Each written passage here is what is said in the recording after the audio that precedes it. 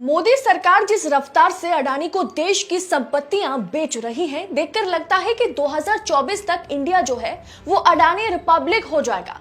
ऐसा दावा हम नहीं, पॉलिटिकल तमाम एक्सपर्ट्स कर रहे हैं, इकोनॉमिक एक्सपर्ट्स कर रहे हैं, क्योंकि मोदी जी ने हाल ही में एक ऐसी सरकारी कंपनी को अडानी को बेचने जा रही है जो सोच से परे है।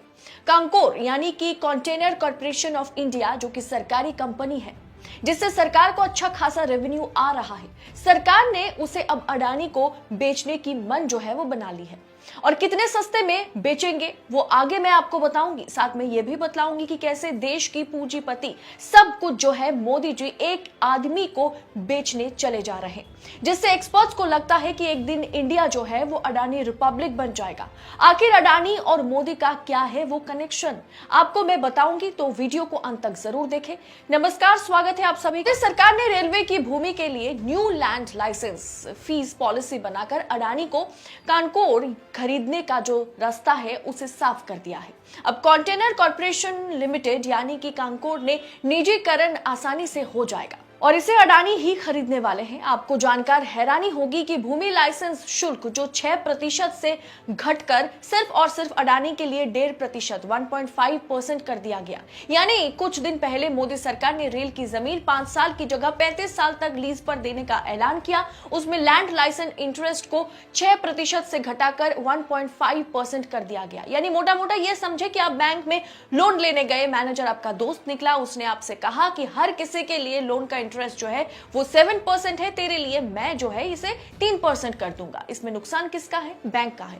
लेकिन मैनेजर को कोई फर्क नहीं पड़ता, क्योंकि वो दोस्ती निभा रहा है ताकि आगे चल के उसे भी अपने हिसाब से मदद मिले, फायदा मिले। लेकिन आमतौर पर बैंक में ऐसा नहीं होता है। लेकिन सरकार और सरकार के पूंजीपति दोस्त के लिए एक अलग ही छूट और राहत पैकेज मोदी जी की ओर से एकदम रेडी रहता है, जो यहां पर मोदी सरकार ने रेल की जमीन के साथ किया है।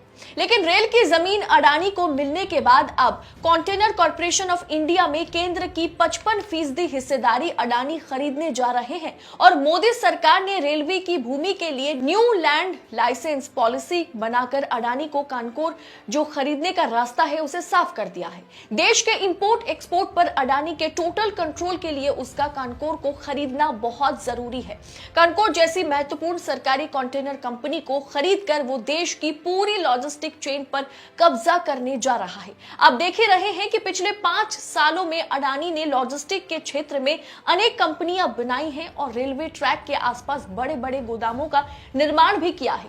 अभी देश के 11 बड़े बंदरगाह, गुजरात के 5 port, Bengal port, Tamil Nadu port, Goa port, Kerala port Adani के कब्जे में है। 7 बड़े airport, Mumbai airport, Ahmedabad airport, Jaipur, Lucknow, Thiruvananthapuram, Guwahati पर अडानी का कब्जा है। लेकिन इन पोर्ट्स पर लगभग सारा माल अंतर्देशीय बंदरगाहों से आता है, जिन्हें ड्राई पोर्ट्स कहा जाता है, जो कानकोर के पास है। कानकोर ही कंटेनरों के लिए रेल परिवहन प्रदान करता है, जो पोर्ट संचालन के लिए सबसे महत्वपूर्ण है। दरअसल कानकोर इंडिया यानी कि कंटेनर कॉर्पोरेशन ऑफ इंडिया, जिसे भारत सरकार में सबसे मुनाफे की कंपनी माना जाता है, जो रेलवे से जुड़ा पीएसयू है, उसका गठन 1988 में 83 करोड़ की लागत से कंपनी एक्ट के तहत हुआ था।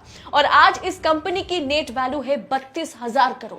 कानकोर से डायरेक्ट इनडायरेक्ट रूप में 10 लाख लोग जुड़े हुए हैं। इस वक्त कानकोर देश के लॉजिस्टिक क्षेत्र में लगभग 72% की हिस्सेदारी है। इसके कुल 83 टर्मिनल है, जो देश भर में अलग अलग स्थानों पर 43 टर्मिनल रेलवे की जमीन पर हैं, जिनकी अनुमति लागत जो है वो कम से कम 25,000 करोड़ की है।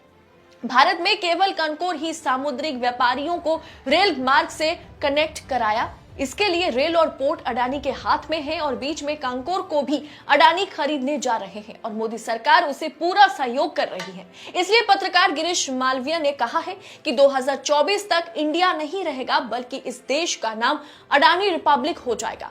बात मजाक लायक बिल्कुल नहीं है, ये मुद्दा काफी गंभीर है। सिर्फ एक पूंजीपति को बढ़ावा देना देश को और ज्यादा इकोनॉमिक क्राइसिस में डाल रहा है। मोदी सरकार तमाम तरीके से अडानी को लगातार फायदा पहुंचाती हुई नजर आ रही है।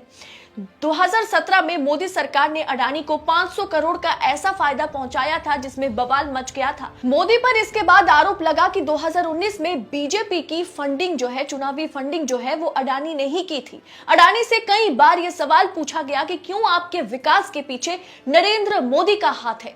मोदी जी ने सबका साथ, सबका विकास, सबका विश्वास का नारा दिया था, जबकि हकीकत में सिर्फ एक शख्स का ही हुआ विकास। देश की संपत्तियां जिस तरह से प्राइवेट हाथों में सौंपा जा रहा है, खासकर अडानी अंबानी में भी सबसे ज्यादा अडानी को बेचा जा रहा है और वो भी कम इंटरेस्ट पर लीज भी दिया जा रहा है, उससे नुकसान किसका हो रहा है? देश का हो रहा है। मीडिया भी मोदी जी के इस निजीकरण पर अपना मुंह नहीं खोलती, सरकार से सवाल नहीं पूछती। इंदिरा गांधी और पुरानी सरकारें राष्ट्रीयकरण में अपना पूरा कार्यकाल बिताया और मोदी जी वो सबको बेचने में अपना पूरा कार्यकाल बिता रहे हैं। इस पूरे विषय को आप किस तरह से देखते हैं? आपकी राय क्या है?